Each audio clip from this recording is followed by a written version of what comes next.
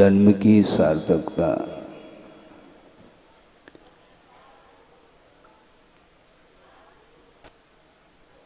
और अनंत काल के लिए जन्म मरण से वह आत्मा ऊपर उठेगी। संसार का परिभ्रमण जो होता है इसी का नाम है बार बार जन्म और मरण लेकर के उसके माध्यम से संसारी प्राणी हमेशा दुखी रहता है। दुख और सुख ये दोनों लगे हुए हैं और सांसारिक सुख जिसका परिणाम दुखमय हुआ करता है। थोड़ा सा इंद्रियजन्य सुख उपलब्ध होता है तो संसारी प्राणी फूला नहीं समाता, किंतु न जाने ऐसा कौन सा कर्म सत्ता में विद्यमान रहता है कि वह सुख के स्थान पर उसको दुख पहुंचाता रहता है। जड़ वस्तु दुख नहीं पहुंचाता, उसमें जो दुख देने की जो क्षमता आई है वो अपने परिणाम के माध्यम से आई है। कर्म वर्गनाएं उनको बोलते हैं जो कर्म के रूप में परिणमन करने की योग्यता सामर्थ्य उसमें रहती है योग्यता की अपेक्षा से, किंतु जब तक आत्मगत रागादिक परिणामों का निमित्त नहीं मिलता तब तक उसमें न सुख देने की क्षमता न दुख देने की क्षमता है। फलदान देने की क्षमता उसके अंदर जो आई है वह अपने ही जीवगत परिणामों के द्वारा।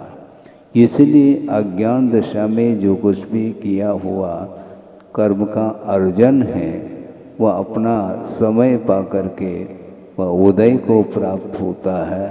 तो उस उदय में यदि संसारी प्राणी प्रभावित होता है तो उसको सुख और दुख का संवेदन हो सकता है, होता है। किंतु जन्म और मरण से ऊपर उठने की जो साधना जिन्होंने की है उसका परिणाम आज देखने को मिल रहा है। जन्म हुआ है और तीर्थंकर बनने वाले उस बालक का जन्म हुआ और जन्म होते ही तीन लोक में आनंद का वातावरण छा जाता है। एक क्षण के लिए नरकों में भी क्या ये किसका प्रभाव है? कहाँ तो अधोगति में नारकी निरंतर पाप कर्म का फल भोगने के लिए वो पहुँचे हैं, निरंतर उन्हें दुख का संवेदन होता है। पल भर में भी पल भर के लिए भी सुख का संवेदन नहीं हो पाता। इसके उपरांत भी थोड़ा सा संवेदन उन्हें भी सुख का होता है। ये किसका प्रभाव है? प्रभु का प्रभाव है। जन्म लेते ही जन्म कल्याणक मनाने के लिए सौधर्म इंद्र उपस्थित होता है। वो स्वर्गीय वैभव को वो भूल जाता है और उस बालक को देख करके कैसा आनंद का अनुभव करता होगा वो ही जाने। आप लोग भी आनंद का अनुभव कर रहे हैं स्थापना निक्षेप की अपेक्षा से, किंतु साक्षात उस बालक को वह देखता है और सर्वप्रथम वह बालक इंद्र के हाथ में नहीं पहुंच पाता, किंतु शची के हाथ में वह बालक पहुंच जाता है। फिर बाद में इंद्र उसको ले करके सुमेरु पर्वत पर जाकर के अभिषेक करता है, जन्माभिषेक। सोचो, विचार करो। अभी सम्यक दर्शन उनके पास विद्यमान है और व्यावसायिक सम्यक दर्शन है, और वर्तमान में संयम नहीं है उनके जीवन में। असंयम अवस्था में रहते हुए भी एक असाधारण व्यक्तित्व इसी को बोलते हैं। सुनते हैं, महावीर भगवान के कितने नाम हैं? 5 हैं। वीर, अतिवीर, महावीर, वर्धमान और सन्मति, ये 5 नाम हैं। और सन्मति ये जो नाम पड़ा है, आपको सुन करके विस्मय होगा कि वो खेल रहे हैं, और उस अवस्था में, उस बाल्य अवस्था में उस महावीर को जिसने देखा, किसने? एक रिद्धिधारी मुनि महाराज की दृष्टि उस बालक की ओर जाती है। तो ऐसा असाधारण व्यक्तित्व कि रिद्धिधारी मुनि महाराज के जो भीतर जो जिज्ञासाएं उत्पन्न हो रही हैं, उन जिज्ञासाओं का समाधान उस बालक को देखते ही हो जाता है। और फलस्वरूप उन्होंने उसका नामकरण कर दिया कि यह सन्मति। सोचो, विचार करो। इधर हम प्रवचन कर रहे हैं, कोई जिज्ञासु कर लेता है तो बड़ी कठिनाई होती है समाधान देना। आगम के अनुरूप स्मरण में आ जाए तो हम समाधान देने का पुरुषार्थ करते हैं, और वो बाल्य अवस्था में हैं महावीर प्रभु, और उनका दर्शन करते ही रिद्धि संपन्न जो मुनि महाराज हैं, उनकी जिज्ञासा का समाधान ऑटोमेटिक हो जाता है। कौन सी विशेषता होगी? ये विशेषता, ये इसी को बोलते हैं अन्य व्यक्तियों के जीवन में इस प्रकार की विशेषता नहीं आती है। मुनि महाराज एक तरफ रह रहे हैं, हालांकि रिद्धिधारी मुनि महाराज जिनका जिज्ञासा का समाधान तो उस बालक के निमित्त से हुआ, इसके उपरांत भी उनके लिए वो वंदना नहीं करते हैं। कौन? रिद्धि संपन्न मुनि महाराज, क्योंकि वह संयमी है और ये असंयमी है। जिज्ञासा का समाधान होना अलग विषय है, किंतु वर्तमान में अभी उनके जीवन में संयम नहीं आया है। लेकिन पूर्व भाव में जो साधना की है, जो संयम का उत्कृष्ट पालन किया है, उसका परिणाम ये निकलता है कि 3 लोक के वो नाथ बनने वाले हैं, मोक्ष मार्ग के नेता वो बनने वाले हैं। सोचो, विचार करो। उनके जीवन के विषय में प्रथमान योग आदि ग्रंथ में पढ़ने को मिलता है। उन्हें जो वैभव उत्पन्न प्राप्त हुआ है, उसका कारण क्या है? ये सारा सर्वांगीण वर्णन आपको सुनने को मिलेगा। कि एक कारिका मुझे स्मरण में आ रही है। आचार्य समंतभद्र स्वामी ने कारिका दी है उच्च गोत्र के विषय में।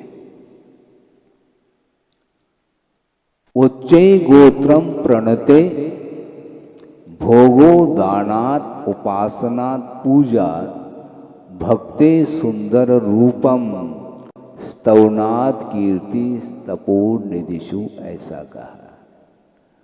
तपोनिधि तप ही जिसके लिए निधि है, ऐसे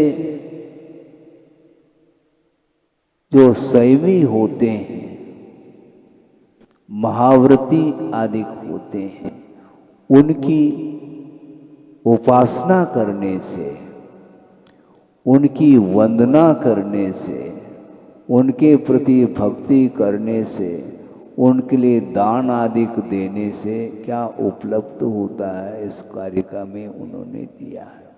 उच्चैः गोत्रम प्रणते, वंदना करना सीखो, इस प्रकार गुरुदेव का बार बार कहना रहता था। मैं बार बार विचार करता था इस प्रकार क्यों कहते हैं आचार्य महाराज, और ख़ास तौर से हम लोगों को उनका संकेत रहता था वंदना करना सीखो। इसका अर्थ ये है उच्चे गोत्रम प्रणते, उच्च गोत्र का बंद होता है, और उसमें भी उच्च से उच्चतम जो गोत्र है वो कौन सा गोत्र है? तीर्थंकर जन्म लेते हैं वो गोत्र माना जाता है। उच्च से उच्च पद उन्हें प्राप्त हो रहा है, ये किसका परिणाम है? संयम की उपासना, संयम की आराधना, संयम के प्रति भक्ति, संयमियों की स्तुति, ये निरपेक्ष भाव के साथ जब हम करते हैं तो उसका परिणाम ये निकलता है। भक्ति हम भी करते हैं, सब लोग करते हैं, किंतु भक्ति करने में अंतर रहता है। डूब करके भक्ति करो, कह रहे थे ना अभी प्रतिष्ठाचार्य विनय भैया, अच्छे उत्साह के साथ भक्ति करो, भाव विभोर हो करके प्रभु की भक्ति करो, उसके माध्यम से नहीं चाहते हुए भी पुण्य का अर्जन होगा।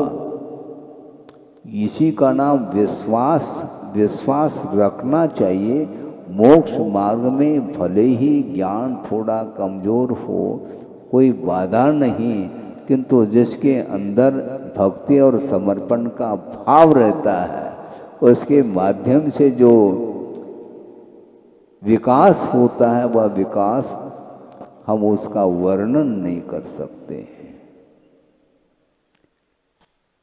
पूजा का प्रसंग भी उन्होंने दिया है। छोटा सा मेंढक है, किंतु उसकी भक्ति देखो प्रभु के प्रति। सारे लोग समूह शरण में जाने का भाव रखा है, जा रहे हैं, और श्रेणिक राजा भी हाथी के ऊपर सवार होकर के जा रहा है। और उसमें कौन शामिल हुआ? एक मेंढक छोटा सा है, लेकिन वह भले कद से छोटा हो, शरीर के अपेक्षा से छोटा हो सकता है, किंतु बुद्धि की अपेक्षा से छोटा नहीं है, ध्यान रखो। उसके अंदर भी वह विवेक जागृत है, और उपादेय तत्व का बोध उसे भी हो चुका है, और वह भी सम्यक दृष्टि है। और सम्यक दृष्टि जो प्रभु की आराधना करता है, उसका जीवन बहुत अत्यल्प काल में उन्नत होता है। और जा रहा है वो भी मुख में एक फूल की पंखुड़ी लेकर के, बड़ी भक्ति के साथ धीरे धीरे जा रहा है। और संयोग ऐसा हो जाता है कि हाथी के पैर के नीचे आकर के उसका अवसान होता है। हाथी के पैर के नीचे अवसान होना ये अतीत का कुछ ऐसा संयोग है, कर्म का संयोग, उसका परिणाम है, न कि भक्ति का परिणाम। ये ध्यान रखो। कई लोगों के मन में ये विकल्प आ सकते हैं, इसलिए तो महाराज हम भक्ति नहीं करना चाहते हैं। भक्ति करने से क्या मिला उस मेंढक को? अकाल में मरण हो गया उसका, तो ये हम लोगों का तर्क है। इस प्रकार हम अपना जो मन है ये इस ढंग से हम सोचते हैं, विचार करने की क्षमता होते हुए भी वह विचार कर नहीं पाता और इस प्रकार कुतर्क करता चला जाता है। सोचो, किंतु आचार्य कहते हैं सम्यक दृष्टि जो होता है वह हमेशा इस प्रकार विचार करता रहता है कि वर्तमान में जो कुछ भी विपत्ति आ रही है वह धर्म के कारण नहीं, किंतु अतीत में जो पाप का अर्जन किया था उसका फल सामने आ रहा है, इसलिए अधर्म का परिणाम है वो। और धर्म का जो परिणाम है वह भविष्य में, निकट भविष्य में मिलने वाला है। इस प्रकार वो गाढ़ जो श्रद्धान रखता है वह कभी भी इस प्रकार के संकट से, विपत्तियों से वह भयभीत नहीं होता, हताश नहीं होता और अपने श्रद्धान को वह कभी भी उस श्रद्धान से डिगता नहीं, स्खलित नहीं होता। अपने आप को वह समझाता रहता है कि वर्तमान में जो कुछ भी दुख आदि का अनुभव हो रहा है वह अतीत का परिणाम है। इसलिए हमें बार बार सचेत रहना चाहिए कि वर्तमान में निरंतर धर्म की आराधना करेंगे तो आपका जो भविष्य है वह उज्ज्वलतम होगा, इसमें कोई संदेह नहीं। तो इस प्रकार बाल्य अवस्था में ही उसकी उस छवि को देख करके, हालांकि वह असंयमी है, इसके उपरांत भी सम्यक दर्शन उसके पास है और ऐसा आकर्षण कि रिद्धिधारी मुनि महाराज को भी वह प्रभावित कर रहा है। इसको बोलते हैं सात से पुण्य।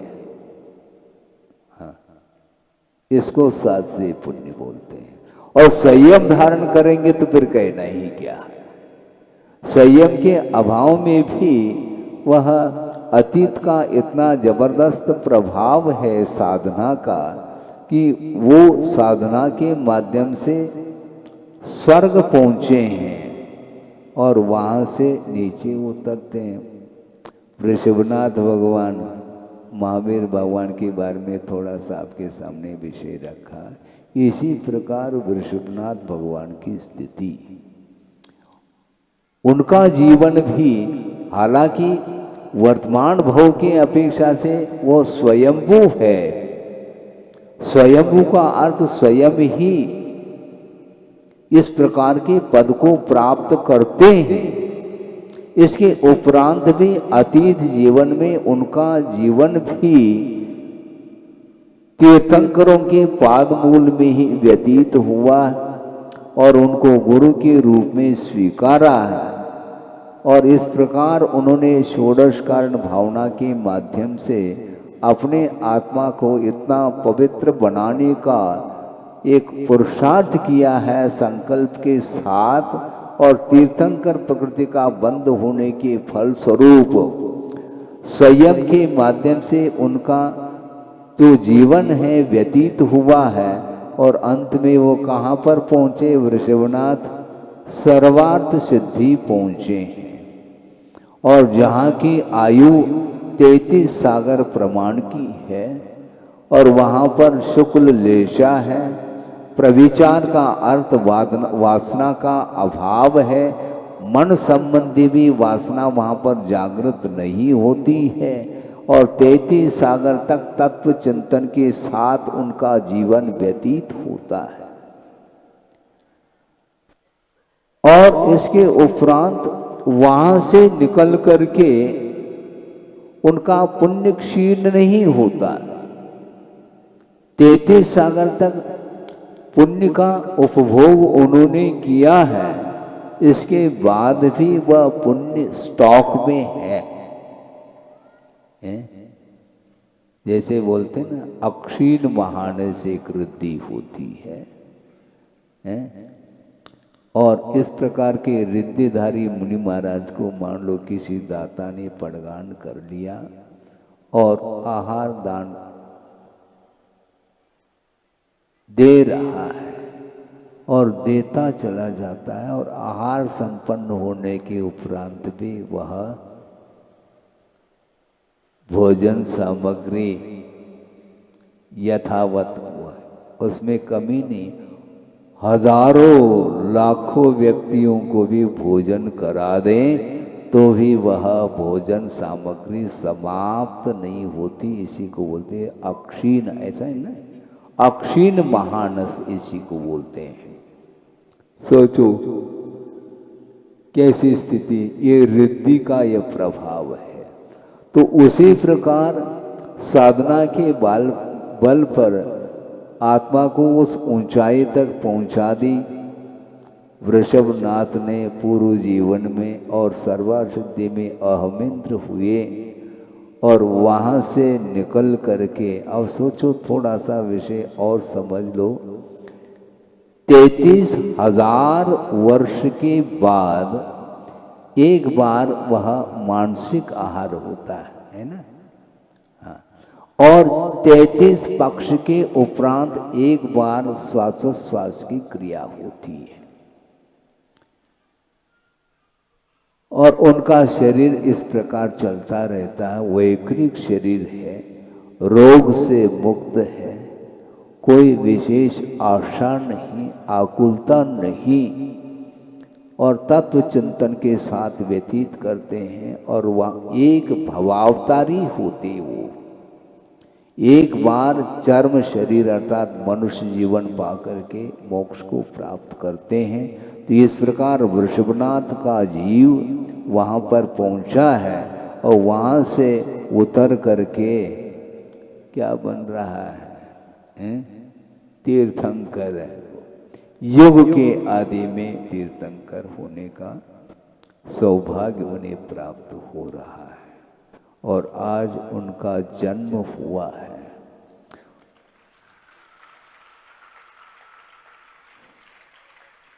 ये जो आनंद का अनुभव होता है, ये संयम का परिणाम है। जिसने संयम को अंगीकार करके इस पद को प्राप्त किया है, उन्हें तो आनंद हो ही रहा है, किंतु उस परिसर को जिसने प्राप्त कर लिया, वो सारा सारा परिसर भी आनंदित हो उठता है। अकाल में ऋतु है ही नहीं, बिना ऋतु के भी वृक्ष में फल और फूल आ जाते हैं, हरा भरा वृक्ष हो जाता है। ज्येष्ठ का महीना भी क्यों न हो, हाँ, ज्येष्ठ के महीने में वैसे एक ना फूल देखने को मिलता है पेड़ में, न फल न पत्ते, वो बिल्कुल ठूंठ सा खड़ा रहता है वो वृक्ष। इसके उपरांत भी तीर्थंकर के प्रभाव से, उनके पुण्य के कारण वातावरण इतना सुवीक्ष हो उठता है, और सब लोगों के लिए वह आनंददायक वह वातावरण बन जाता है। मंद मंद सुगंध पवन का बहना, ये सारा सारा वातावरण जो हो रहा है, उस एक जीव का तीव्र पुण्य का उदय है, और उसके माध्यम से सामूहिक पुण्य का उदय भी आ जाता है। सामूहिक पाप कर्म का भी उदय आता है, और सामूहिक पुण्य कर्म का भी उदय आता है। सामूहिक पाप कर्म का उदय कैसे आता है? मान लो रात में शयन कर रहे हैं और अकस्मात भूकंप हो गया, और हजारों की संख्या में लोगों का अवसान हो जाता है। ये सामूहिक पाप कर्म का उदय माना जाता है। इसी प्रकार सामूहिक पुण्य कर्म का जब उदय आता है, एक महान आत्मा का जब जन्म होता है, तो सबके जीवन में वह आनंद की लहर आ जाती है।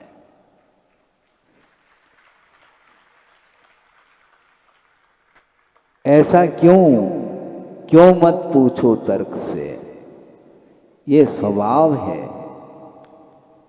कि एक का 7 से पुण्य और उनके चरणों में रहने वालों का भी पुण्य अपने आप में कम नहीं होता, क्योंकि उतने असंख्य जो जीव होते हैं, देवगति संबंधी भी हैं और मनुष्य गति संबंधी भी जीव हैं, पशु आदि भी हैं, उनके लिए भी ये वातावरण उपलब्ध होता है। तो उन्होंने भी, इतने सारे सारे जीवों ने भी अतीत में कुछ न कुछ पुण्य का अर्जन किया होगा, भले ही वो तीर्थंकर बने अथवा न बने, किंतु तीर्थंकर का जो सानिध्य पाना भी कम पुण्यशाली व्यक्तियों का नहीं है।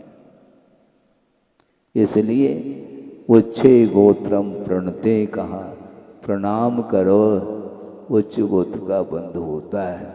अपनी प्रशंसा में लगे हो, इसके माध्यम से कभी भी उच्च गोत्र का बंध नहीं होता है। हमारी प्रशंसा दुनिया करे अथवा ना करे, हमें कोई प्रयोजन नहीं। मुझे प्रशंसा से कोई प्रयोजन नहीं, मुझे भूख नहीं है, किंतु प्रभु की आराधना करने में जो डूब जाता है वह कभी भी नीच गोत्र का बंध नहीं कर सकता। अत्यंत उत्कृष्ट जिसको बोलते हैं उच्च गोत्र, जिस गोत्र में पैदा होने से जैनेश्वरी दीक्षा मिलती है, इस प्रकार वह पुण्य का अर्जन करता है। ऐसे भी संसार में जीव हैं, मनुष्य जीवन तो उन्हें मिला है, किंतु वह मनुष्य जीवन पशु से भी निकृष्ट है, ये ध्यान रखो। जिन्हें अहिंसा का कोई बोध नहीं है, कोई ज्ञान नहीं है, पाप और पुण्य के विषय में कुछ भी नहीं जानता है, नादान है वह व्यक्ति, तो ऐसी स्थिति में उसका वह मनुष्य जीवन का मिलना कहाँ से सार्थक सिद्ध हो सकता है। मात्र मनुष्य जीवन मिलना यह कोई विशेष पुण्य नहीं, किंतु उस मनुष्य जीवन में जो और निकृष्ट पाप करने में जो लगा हुआ है, तो उसका निश्चित रूप से पतन है, इसमें कोई संदेह नहीं, कोई दो राय नहीं है। इसलिए मनुष्य जीवन मिलने के उपरांत भी उसका जो सदुपयोग करने में तत्पर है, उसका जीवन बिल्कुल बहुत निकट भविष्य में वह ऐसे महान आत्माओं का समागम प्राप्त करेगा और उनके चरण सानिध्य में रह करके उनके प्रति समर्पण का भाव करता हुआ अपने जीवन को सार्थक सिद्ध करता है। इसलिए ज़्यादा समय नहीं, 8:30 बजने को है, आगे और भी कार्यक्रम होंगे जन्म कल्याण के विषय को लेकर के। इसलिए जन्म को सार्थक सिद्ध करना चाहो तो कम से कम ये भेद विज्ञान होना चाहिए कि भेद विज्ञान का अर्थ भेदम कृत्वा यद विज्ञानम उत्पद्यते तद भेद विज्ञानम, ऐसा का भेद करने का अर्थ ये है, दो पदार्थ हैं, दोनों का स्वरूप, दोनों का स्वभाव भिन्न भिन्न है। इस प्रकार श्रद्धान का विषय हो जाता है, श्रद्धान बन जाता है, अर्थात संसार और मोक्ष का स्वरूप क्या है, शरीर का स्वरूप क्या है, ये पर वस्तु का क्या स्वरूप है, आत्मा का क्या स्वरूप है, इस प्रकार जो भेद रेखा जिसको बोलते हैं वह ज्ञात हो जाता है, तो वह हे और उपादेय तत्व का बोध होने के उपरांत छोड़ने योग्य जो पदार्थ है उसको छोड़ देता है और ग्रहण करने योग्य पदार्थ को ग्रहण करने के लिए वह निरंतर पुरुषार्थ करता है। ग्रहण करने योग्य क्या है महाराज, हम कैसे ग्रहण करें? ग्रहण करने की बात मत करो, जो हाथ में ले रखा है उसको छोड़ो। क्या जो हाथ में ले रखा है उसको छोड़ो। क्या ले रखा है तुम्हें मालूम नहीं है क्या? विषय और कषाय हमेशा उस बीच में ही रहता है, पंचेंद्र के विषयों में ही वह डूबा रहता है, इसलिए उससे ऊपर उठ जाओ। उससे ऊपर उठ गया तो निश्चित रूप से ग्रहण करने योग्य पदार्थ हाथ लगता है। हाथ में जो हम क्या करते हैं, दोनों हाथ से लड्डू खाना चाहते हैं, विषयों को भी हम छोड़ना नहीं चाहते, उसका भी स्वाद ले लें और महाराज जो आप स्वाद ले रहे हैं थोड़ा सा हमें भी मिल जाए, तो ये ठीक नहीं। स्वाद जो है ना वो मिक्सचर अच्छा नहीं है? मिलावट ठीक नहीं, प्योर जिसको बोलते हैं। आप खीर बना लेते हैं और खीर स्वादिष्ट बनता है कि नहीं? उसमें इलायची भी है और भी अच्छे पदार्थ डाले जाते हैं, मिश्री भी है, सब है, लेकिन एक और स्वाद प्रदान करने वाला क्या है? वो नमक है। लेकिन नमक नहीं डालेंगे तो खीर में स्वाद नहीं आएगा, लेकिन नमक को अलग से स्वाद लेंगे तो कोई लेना नहीं चाहेगा। तो इसलिए आप मिला करके स्वाद लेते हैं। आचार्य कहते हैं ये मिलावट ठीक नहीं है। प्योर स्वाद लेना चाहो तो विषय और कषायों को एक तरफ रखो और बिल्कुल प्योर जो आनंद आएगा वह संयम के माध्यम से आने वाला है और वह तात्कालिक सुख नहीं है, किंतु वह अविनश्वर सुख है। उसी को प्राप्त करने के लिए यह प्रभु का जो जन्म हुआ है वह निरंतर वह पुरुषार्थ के बल से वह साधना के माध्यम से अपने आप को वह शरीर से पृथक करता हुआ साधना करता है। शरीर मिला है किंतु शरीर का दुरुपयोग नहीं करना चाहिए। ये शरीर के निमित्त से आत्मा की साधना करो, क्योंकि अन्य कोई भी ऐसी गति नहीं है जिस गति के माध्यम से मोक्ष की उपलब्धि हो। इसलिए मनुष्य जीवन हमें मिला है, पर्याय मिली है और उसको सार्थक सिद्ध करने के लिए अपने को ये जो जन्म कल्याणक मनाने के लिए आप तत्पर हैं, तो आनंद तो आपको आ रहा है और ये भावना रखो कि भगवान अपने जीवन में भी इसी प्रकार का अवसर प्राप्त हो, ताकि जल्दी से जल्दी जन्म और मरण की परंपरा से अपने आत्मा को ऊपर उठा करके अलौकिक सुख का अनुभव कर सके। इस उद्देश्य को लेकर के आप लोग यहाँ पर आकर के प्रभु की आराधना करने के लिए बैठे हैं। इसी प्रकार निरंतर और 2-3 दिन हैं और प्रभु को निर्वाण तो हो ही जाएगा। उसके उपरांत उनको मुक्ति मिलेगी तो आप लोगों को भी मुक्ति मिलेगी। कहाँ से? पंडाल से। तो है ही, रिटर्न टिकट तो आपके पास रहता ही है। ये कब तक करोगे? कोई वादा नहीं, लेकिन बीच बीच में इस प्रकार धार्मिक अनुष्ठान जो सामूहिक अनुष्ठान आप करते हैं उसके माध्यम से सामूहिक पुण्य का संचय होता है और छोटे छोटे बालकों के ऊपर भी धार्मिक संस्कार पड़ते चले जाते हैं। उनका जीवन भी भविष्य भी वह उज्जवल हो सकता है। हो इस पवित्र भावना के साथ अहिंसा परमो धर्म की जय। बोधि समाधि परिणाम शुद्धि स्वात्मोपलब्धि शिव शोक सिद्धि चिंतामणिम चिंतित वस्तुदाने त्वामंदमानस्य ममास्तु देवी।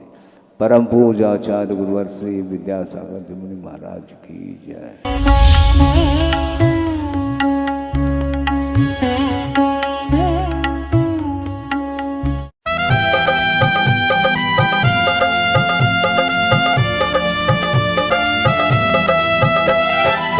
जिन शासन के नवाचार्य हैं पूजे जिन्हें जग सारा है।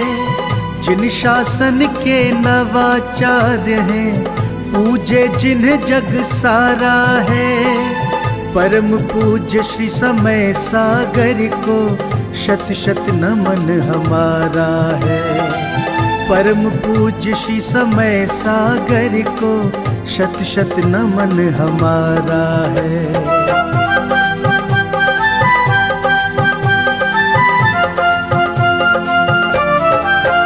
गुरुवर के पावन श्री मुख से जब अमृत की धार झरे, मंत्र मुग्ध हो जाए प्राणी, जीवन का कल्याण करे। गुरुवर के पावन श्री मुख से जब अमृत की धार झरे, मंत्र मुग्ध हो जाए प्राणी, जीवन का कल्याण करे। मोक्षदाहिनी वाणी उनकी ज्ञान की अविरल धारा है। परम पूज्य श्री समय सागर को शत शत नमन हमारा है। परम पूज्य श्री समय सागर को शत शत नमन हमारा है।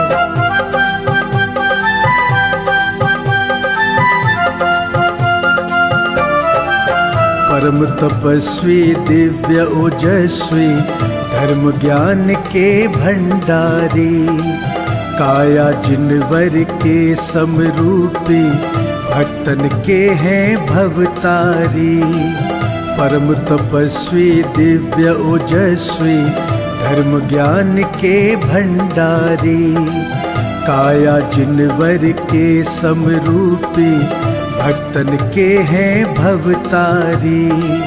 दिव्य दिगंबर रूप गुरु का लगता बड़ा ही प्यारा है।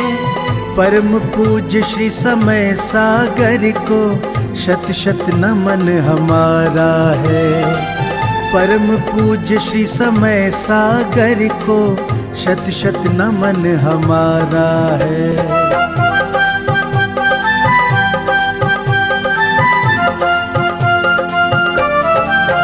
विद्या गुरु की प्रतिमूरत है, उनकी ही परछाई है। वही ज्ञान वाणी और करुणा दिव्यता वही समाई है। विद्या गुरु की प्रतिमूरत है, उनकी ही परछाई है। वही ज्ञान वाणी और करुणा दिव्यता वही समाई है। जिन वाणी चैनल करे भाव से नित गुणगान तुम्हारा है। परम पूज्य श्री समय सागर को शत शत नमन हमारा है। परम पूज्य श्री समय सागर को शत शत नमन हमारा है। पश्चिम बंगाल राज्य